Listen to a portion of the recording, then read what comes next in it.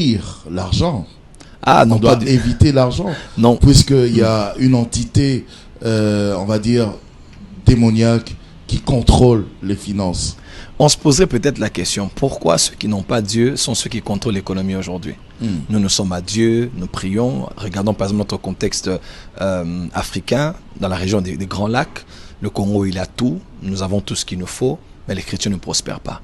Ce sont ceux qui sont dans l'hindouisme, le bouddhisme, les musulmans, ce sont ceux qui prospèrent.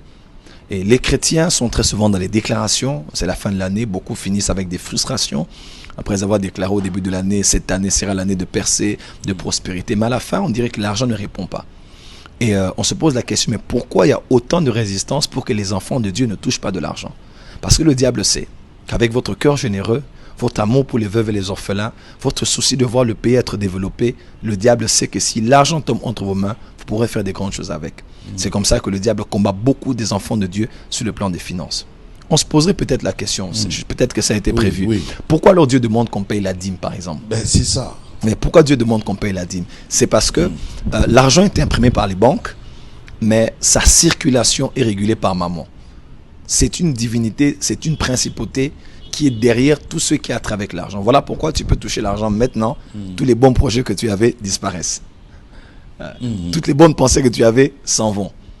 La maladie vient directement dans la vie de l'enfant. Il y a un deuil ici, il y a un deuil là-bas. Bizarrement, on dirait que tout ce que tu as ne reste pas entre tes mains. First in, first out, FIFO, ça doit venir, ça doit partir. Ça doit partir. Voilà pourquoi Dieu demandait qu'on paye la dîme, parce que quand maintenant l'argent que tu reçois du monde, tu ne sais pas c'est passé entre les mains de qui a fait une prière derrière cela. Et si vous regardez par exemple chez les Chinois, parce qu'à part le taureau, chez les Chinois, en Asie, c'est surtout le dragon. Le dragon. Quand on parle du dragon, c'est le dieu de la prospérité. Au début de l'année, ils confient leurs richesses, toutes leurs affaires. Toute une fête autour du dragon. Et puis, il y a même un mall comme ça à Dubaï, le mall des Chinois. On a un globe terrestre, j'en ai même parlé dans le livre, et il y a tout un dragon qui entoure le globe. Voilà, qui entoure le globe, pour dire que c'est ainsi que la Chine aujourd'hui est la première puissance économique du monde. Et voilà, ils ont l'argent, ils ont la richesse et la productivité. Et voilà pourquoi Dieu a dit, donnez-moi la dîme. Parce que quand tu donnes la dîme, tu rachètes au fait ton argent. Tu sanctifies le 9/10 que tu as et tu permets que ton argent continue à demeurer sous le contrôle de Dieu et non sous le contrôle d'une force spirituelle qui gouverne l'argent. On va donner à Dieu comment? Parce qu'on ne le voit pas. Le 1/10, quand nous prenons le 1/10, nous amenons devant le sacrificateur, ou devant l'autel, ou devant sa maison. C'est une manière pour nous de dire à Dieu, Seigneur. Ou devant l'homme de Dieu. Voilà donc, j'ai reçu l'argent, mais je ne veux pas gérer l'argent. Je veux que toi, tu puisses contrôler cet argent.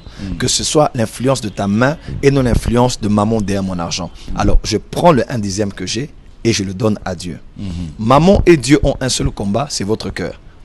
C'est pas votre argent, c'est votre cœur. C'est Dieu désire votre cœur en premier. Maman désire aussi votre cœur en premier.